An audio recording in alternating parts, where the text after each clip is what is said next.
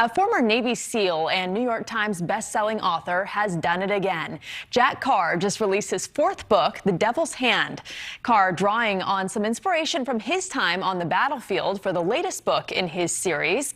His thriller is catching the attention of readers everywhere and Hollywood as well. Yesterday, I had a chance to talk with him about his latest book and how he got his start as an author. Jack Carr, welcome to NewsNation. Thank you so much for having me on today. I sincerely appreciate it. So tell us about your latest book, The Devil's Hand.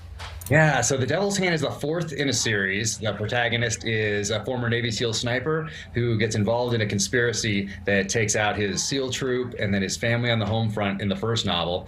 And then he moves on into a story of redemption in the second one. And then the third one is really explores the dark side of man through the dynamic of hunter and hunted. And this one, I wanted to take a breath and explore something that I thought about a lot when I was in the SEAL teams and what I continue to think about today as a citizen and an author, which is what does the enemy learn by watching us on the field of battle for the last 20 years at war. So if I was Iran, if I was China, North Korea, a terrorist organization, a super empowered individual, what would I have learned by essentially watching the United States play poker, look at our cards, see how we play those cards, and then apply those lessons to future battle plans? Did you always enjoy writing, or was this really informed by your experience as a Navy SEAL?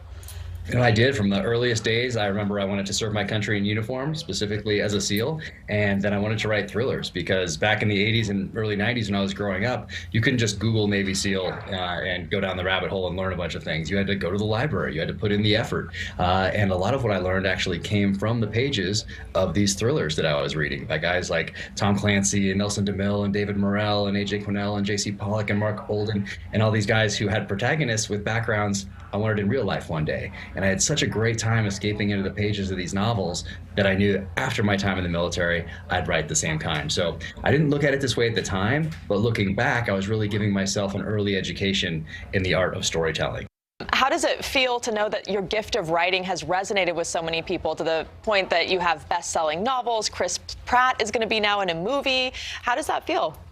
Yeah, so it's pretty surreal because when I was writing this, when I sat down to write this, being a child of the 80s, it's very hard not to think of an actor playing your main character.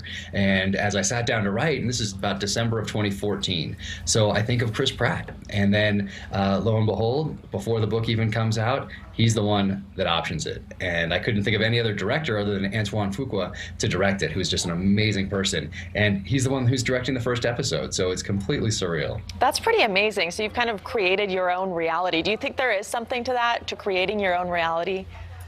Yeah, I think that, well, there's a little something to that, but the reason that he got the book in the first place is I got a call out of the blue before the first novel was published from a friend I hadn't talked to in about 5 years who was in the SEAL teams with me.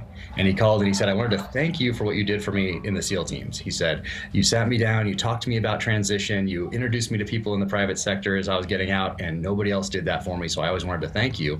And I said, no problem. And then he said, I heard you have a book coming out. And I said, yeah, I have a book coming out. I can send you an early edition. And he said, yeah, I'd like that, but I'd like to give one to a friend of mine. And I said, no problem. Who's that? And he said, Chris Pratt. So yeah, it worked out. And now that guy, Jared Shaw, is actually has a role in the series. Wow, amazing.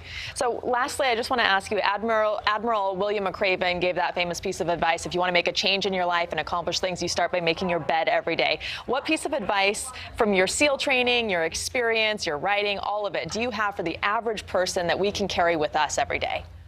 Yeah, the main thing is not to pay attention to the odds because you only have so much bandwidth. And if you're focused on something and you're worried about the odds of doing it or how hard it is, and well, that's wasting bandwidth that could be focused on getting you where you need to go. So it's really about never paying attention to those odds. And then, like I tell my kids, try to never miss an opportunity to make somebody's day. Amazing advice, and can't wait to read your book. Can't wait to see the series. Jack Carr, thank you so much for joining us today. Thank you so much for having me on. Take care.